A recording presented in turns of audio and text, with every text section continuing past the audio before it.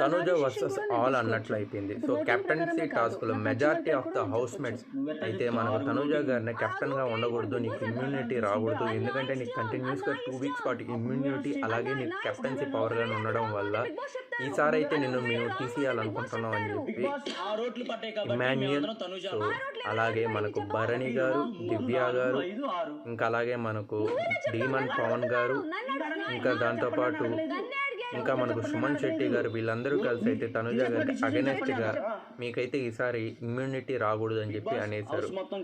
So కంటిన్యూస్గా immunity వస్తే వచ్చిన ప్రాబ్లం ఎవరికనేది నాకు అర్థం కాలేదు ఇక్కడ.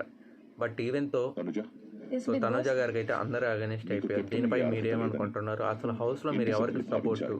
సో దాంతోనే మీకు హెవీ ఫైట్ కానీ చూశారు కదా, దివ్య వర్సెస్ తనుజ కానీ. సో దాంట్లో ఎవరు కరెక్ట్ అనుకుంటున్నారు? సో వీటన్నిటి మీద కామెంట్స్లో చెప్పండి.